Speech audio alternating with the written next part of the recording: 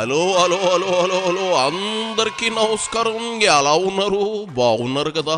మరి కూతంత వీడియోకి లైక్ కొట్టడం మర్చిపోతున్నారు. అలాగే మన కేకే న్యూస్ని సబ్స్క్రైబింగ్ చేయడం మానేశారు.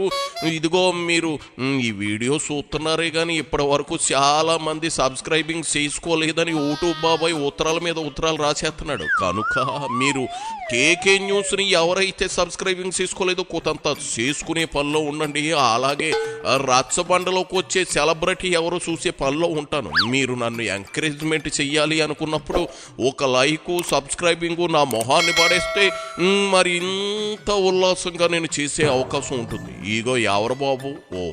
గుండెపోటు డ్రామాలే ఆడాడో, చేసిన పాపాలకి తిన్న గుట్కాలకి హార్ట్ ప్రాబ్లమే వచ్చిందో తెలియదు కానీ కొడాలి నాని 18 నెలలుగా అజ్ఞాతవాసిలాగా కాలం వెళ్ళబుచ్చాడు. మరి జగన్ ఊరుకుంటాడా? సర్జరీ అయ్యాక ఇక పార్టీ కార్యక్రమాల్లో పాల్గొనమని గట్టిగా క్లాస్ తీసుకున్నాడట. అందుకే మెడికల్ కాలేజీల ప్రైవేటీకరణను వ్యతిరేకిస్తూ చేపట్టిన కోటి సంతకాల కార్యక్రమంలో ఏడవలేక నవ్వలేక పాల్గొన్నాడు కొడాలి నాని.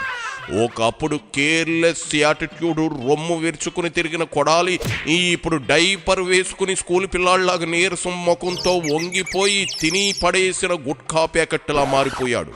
ఓ పాలి గుడివాడలో కొడాలి ఎంట్రీ చూసేద్దాం, ఆ తర్వాత అందగాడు మాట్లాడింది విందాం. ఇదిగో కొడాలి ర్యాంప్ వాక్ చేసేవాయ్.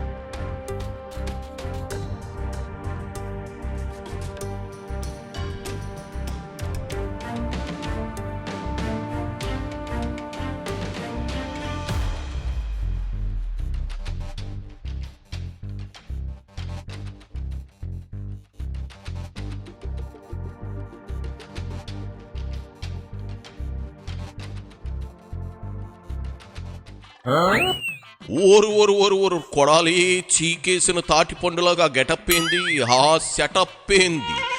ఆరగుండుతో చట్నీలో తడిసిన మైసూరు బొండంలో మారిపోయావుగా. ఆ మధ్య గుండెకి ఏదో కట్టుకుని తిరిగావుగా, ఇప్పుడు లేదేంటి?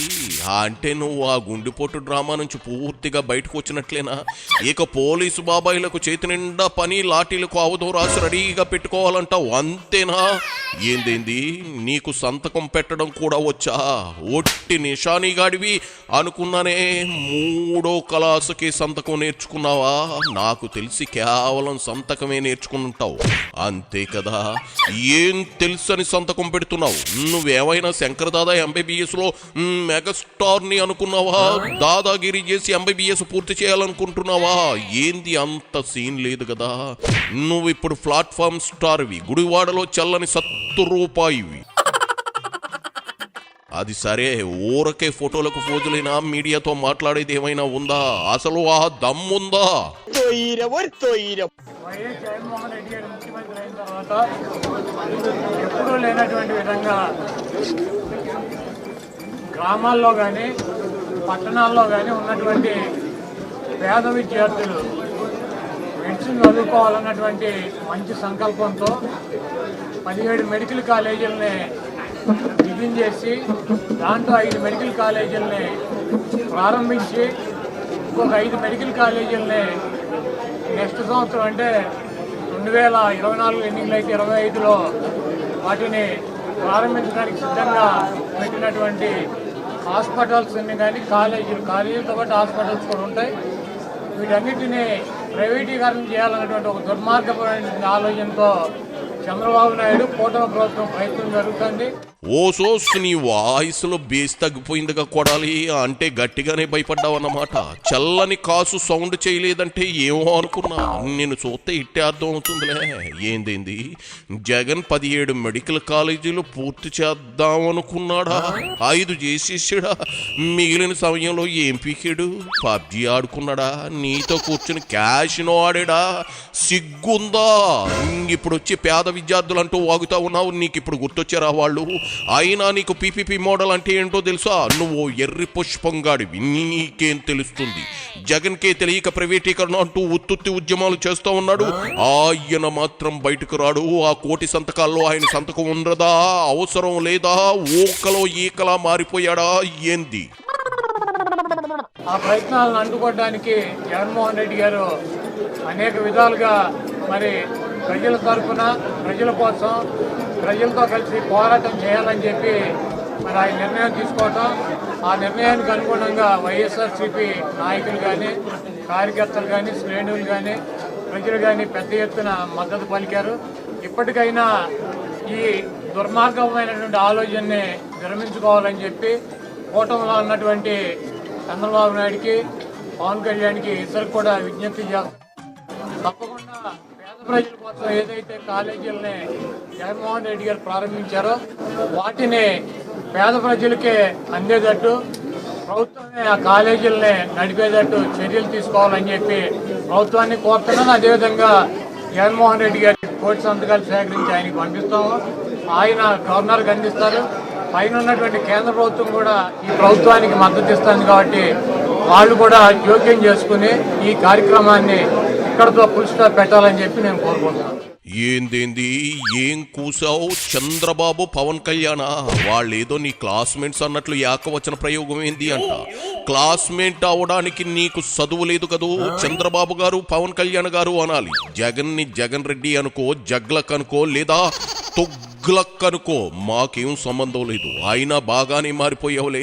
ఒకప్పుడు పొక్కడిగాడు, చవటదద్దమ్మ, ఆడు ఈడు అనేవాడివి. ఇప్పుడు మూసుకుని మాట్లాడుతూ ఉన్నావు, చేతులు కట్టుకుని బ్రతిమలాడుతూ ఉన్నావు. ఆ మాత్రం దిగిందంటే ముందు ముందు ఇంకా మొత్తు దిగిపోతుంది. అది సరే, ఏంటి 18 నెలలుగా కనిపించడం మానేశావు? భయమా, వణుకా, ఏందో చెప్పు, పర్లేదు, విని సంతోషిస్తాం. ఈ గత 6 నెలలుగా నేను కొంత రాజకీయాలకు దూరంగా ఉన్నాను. ఎందుకంటే నాకు బైపాస్ సర్జరీ జరిగింది.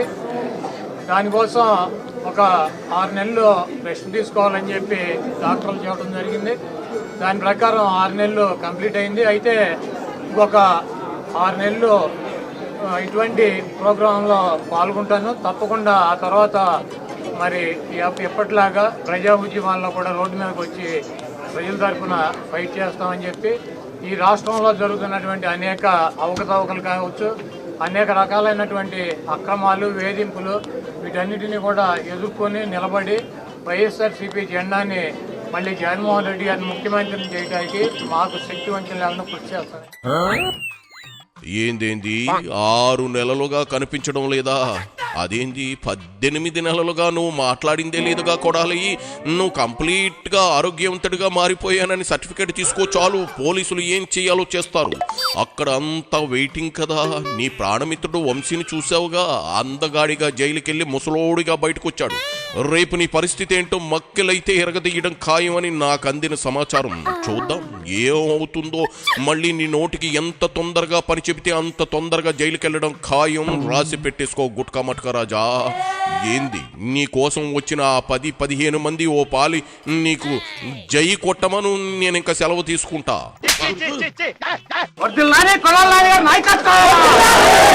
జైల్లో హాయిగా వర్దిలుతాడు, నాది గ్యారంటీ.